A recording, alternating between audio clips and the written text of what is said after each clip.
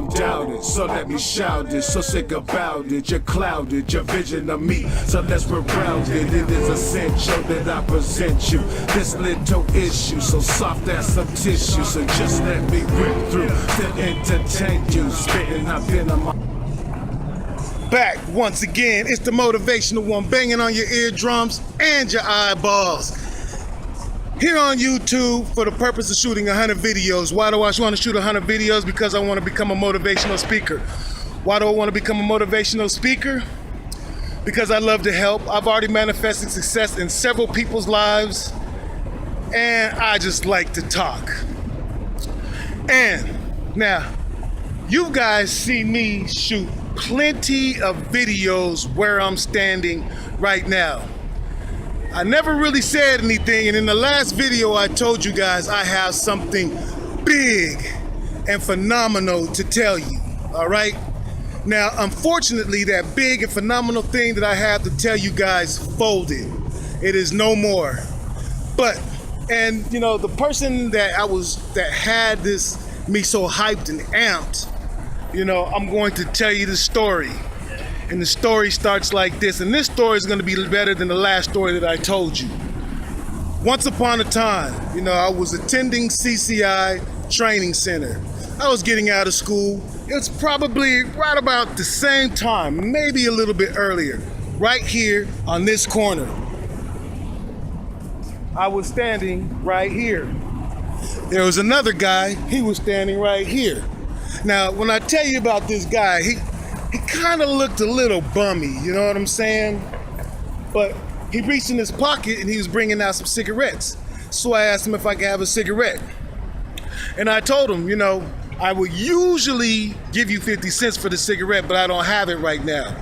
And then I went on to tell him that, hey, you know what I'm saying, my girl, Mary Jane, ain't at home and I don't really have nothing, you know, nobody to kick it with, so I need a cigarette. So he was like, you know what, I feel you, you know what I'm saying? I like Mary too, or whatever. So we started talking, just like now, there's lights turning green. So we started walking across the street, just like this. Now, as we're walking across the street, we're talking and we're chopping it up, and he's pointing females out. He's like, this girl looks good, this girl looks good, or whatever. And I'm like, yeah, she's all right, you know, she could be a little better. And then we got right here, to this point. So when we got right here to this point, he went that way. I could have went this way, but as he was walking that way, as he was walking this way, he looked back at me, like over his shoulder, like, come this way. So I walked with him, you know what I'm saying? Right across the street. When we got across the street, right here where this accurate sign is, this little stop sign, whatever thing is, there was a hot dog stand right here. So he comes over to the hot dog stand and he's ordering a hot dog or whatever. So as he's doing that, I came over here and I sat down, just like this. And I waited for him. So, you know, he gets the hot dog and he comes over, he has a seat, and we start to talk. And he says to me, I live right over here. And I said, you know, because like I said, the guy looked a little bummy, you know what I'm saying? So I said, you live over there? And he said, yeah. So I said, what do you do to live over there? And he said, I'm the first black. He starts coughing on his hot dog. So I'm like, okay, I asked him, because you know, I did CPR, and the first thing you ask somebody when they're choking is if they're okay. So I said, are you okay? And he says, yeah.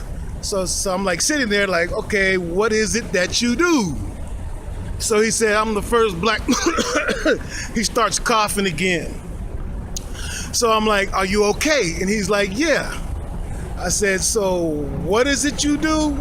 And he was like, I'm the first black chemical oil producer in the world. And I said, wow, you know, it was just an honor, you know what I'm saying, to meet a black man, the first black man on top of that, doing something like he was doing in the, you know, in the world. So I shook his hand. I was like, hey man, it's a pleasure to meet you.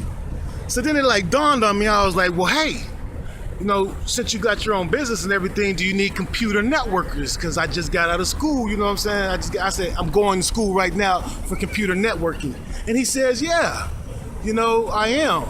So we get to chopping it up, and he tells me this. He says, now, I will give you the job, okay? And not only will I give you the job, you can still go to school while you're on the job. I'll give you your money. You can get the experience and, all of this wonderful thing. So I was just like stoked, right? So this is where we were at right here. Just to let you know that part of the story. Now we're just going to go where I usually go, but I'm going to continue the story. Now,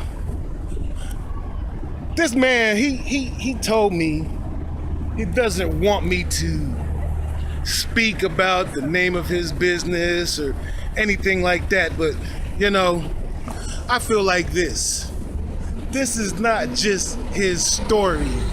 This is my story too. So I'm telling you. And also I feel like I need to tell you guys, because I said I have something big and phenomenal to tell you.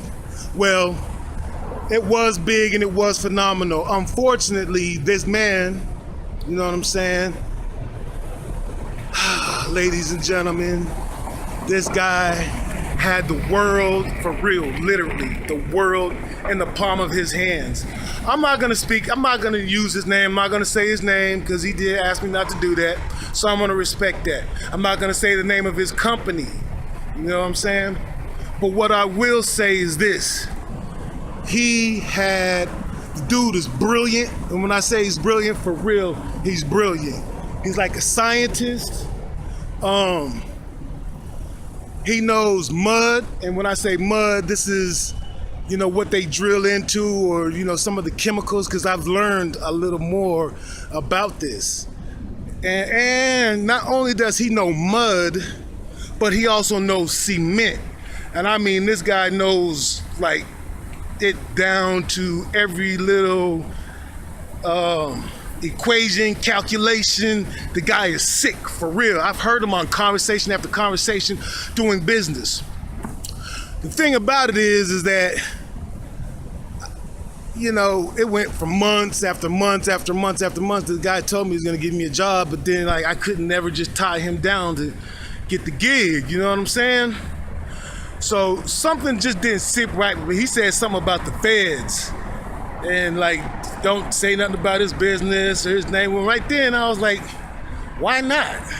I mean, this guy's got pages upon pages upon pages on Google. This dude knows how to drive traffic on the internet. And I respect him for that. But what I don't respect, man, is that he killed his business. Because I got a call from some guy who got my number off of my LinkedIn account because I said that I was working for this dude on my LinkedIn, right? So he calls me up and he's like, say, you know where such and such is at? And I was like, nah, as a matter of fact, I ain't seen that dude in like 3 weeks or whatever. Look, I see one of my homeboys up here. The last time I talked to this cat, man, I was telling him the exact same thing that I'm telling y'all right now. And this video is about to be over, but you know what I'm saying? I'm gonna start a whole nother one because I need to, and I'm gonna interview him and let you guys, or let him tell you guys about me and everything. But anyway, so the dude calls me up and he's like, yo, where's he at? And I was like, is this, because he told me a story about, a transaction that was going on, and like the people on the other side messed up the transaction, and he was like, nah, it was like a $60,000 transaction.